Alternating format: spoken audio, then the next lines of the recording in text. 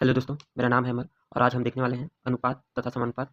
तो ये RRB NTPC में पूछा गया है और इस क्वेश्चन को आप देख सकते हैं। इसमें लिखा हुआ है 1/3 multiply a equal to 1/4 multiply b equal to 1/5 multiply सी।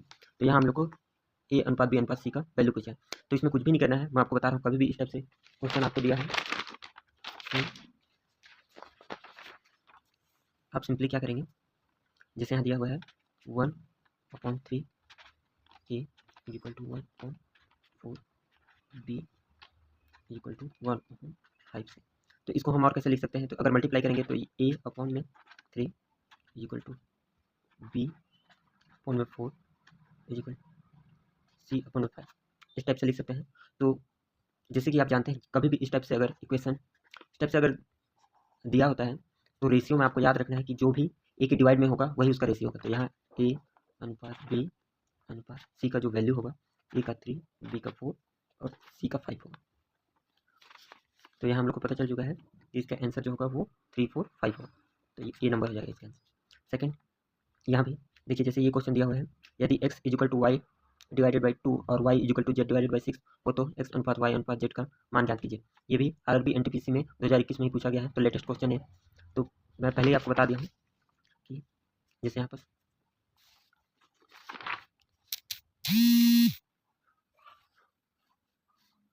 सब देखेंगे, x से डिवाइड में कुछ भी नहीं दिया है तो इसका मतलब 1 होता है, इक्वल टू y के डिवाइड में तो दिया हुआ है 2 और एक जगह भी y के डिवाइड में कुछ नहीं है, मतलब 1 ही है, और z के डिवाइड में कुछ z के डिवाइड में 6। तो यहाँ जैसे हम जानते हैं कि x y दो बार है तो 2 बार लिखेंगे z और सबका वैल्यू यहाँ लिखेंगे। x का क्या हो जाएगा 1, y का 2 और y का यहाँ 1 हो जाएगा और z का 6 हो जाएगा। तो अगर कभी भी इस टाइप से दिया हो और हम लोग को रेशियो ज्ञात करना हो एक्स वाई जेड का, तो क्या करना है, यहाँ देखिए y का जो रेशियो है वो अलग अलग है, तो इसको हम लोग को सिमिलर करना है। सिमिलर करने के लिए हम लोग क्या करना पड़ेगा, जो ये 1 है उसका मल्टीप्लाई इस साइड करना पड़ेगा, और ये जो 2 है, ये वाला जो 2 है उसका मल्टीप्लाई हम लोग को इस साइड करना पड़ेगा। तो 1 का करेंगे तो कोई चेंजेस नहीं आएगा, 1 2 वही रहेगा, लेकिन 2 का इस साइड करेंगे तो 2 और यहाँ क्या हो जाएगा 12। तो जो फाइनल आंसर आ जाएगा वो 1, 2 और 12 हो जाएगा। यही आपका एक्स वाई और जेड का वैल्यू हो 1 2 12, ये आपका नेक्स्ट हो जाएगा। अब ये भी सिमिलर ही क्वेश्चन है तीसरे नंबर का। इसमें भी आप देख सकते हैं कि इसको मल्टीप्लाई के फॉर्म में दिया हुआ है। देखिए यहाँ क्या बोला है, ए का मल्टीप्लाई, मतलब आप इसको ऐसे लिख सकते हैं 1/3 equal to 3b divided by 4 is equal to C 6। यहाँ देखिए, अगर सिंपल सा ये 3 नहीं दिया होता तो हम लोग 3, 4 और 6 इसका आंसर हो जाता। तो यहाँ 3 दे दिया है तो इसको सॉल्व करेंगे। इसको कैसे सॉल्व करेंगे देख लीजिए। तो सबसे पहले ये आपस में बराबर है और ये भी आपस में बराबर है।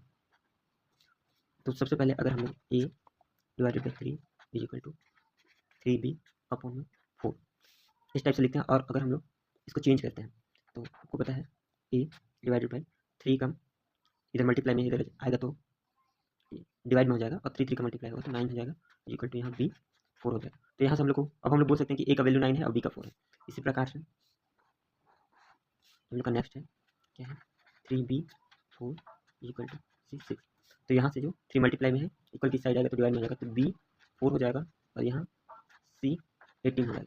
तो अब आप इजीली देख सकते हैं कि जो v का वैल्यू है दोनों साइड समान है, तो इसका जो आंसर होगा 9, 4 और 18 होगा, और यही ए बी और सी का वैल्यू होगा 9, 4 और 18। ये तो सिमिलर ही सवाल है, ये भी आरआरबी एनटीपीसी में पूछा गया, तो इसका जवाब तो इजीली दे सकते हैं। जैसे 4 5 6 दिया हुआ है तो सिंपल सा अपन ऑप्शन में देखेंगे 4 5 6, और ऑप्शन ये दिया हुआ है, यही आपका आंसर है।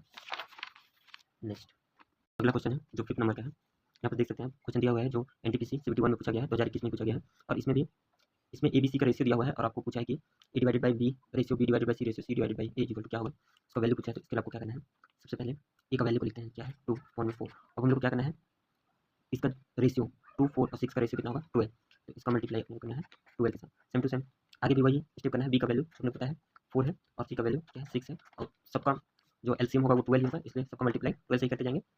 6/2 मल्टीप्लाई 12। अब 4 1 जा 4, 4 3 जा 12, 3 2 जा 6, अनुपात 6 1 जा 6, 6 2 जा 12 और 4 2 जा 8, 2 1 जा 2, 2 6 जा 12, 6 6 जा 36।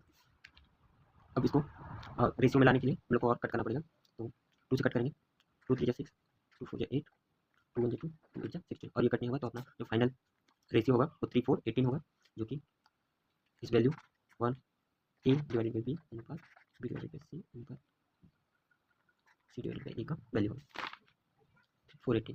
तो ये नंबर है। नेक्स्ट, अब इसको जो एकदम इजीली बना सकते हैं, मैं आपको ये बता देता हूँ। ये भी एनटीपीसी में पूछा गया है, बहुत ही इजी क्वेश्चन है। हम लोग को ए बी सी का तो आपको पहले बता दिया हूँ, जो भी डिवाइड में हो वही उसका वैल्यू होता है। तो इसका जो वैल्यू होगा वो होगा 2 + 3 + 5 और डिवाइड में सी का वैल्यू ओवरऑल 5 इक्वल टू, अगर इसको प्लस करेंगे तो 10 डिवाइड बाई 5, 5 × 5 और 5 × 10, तो आपका आंसर हो जाएगा 2। तो ये था, ये आरएलबी बेस्ड क्वेश्चन था जो बहुत ही सिंपल था। तो आई होप आपको समझ में आया। Thank you.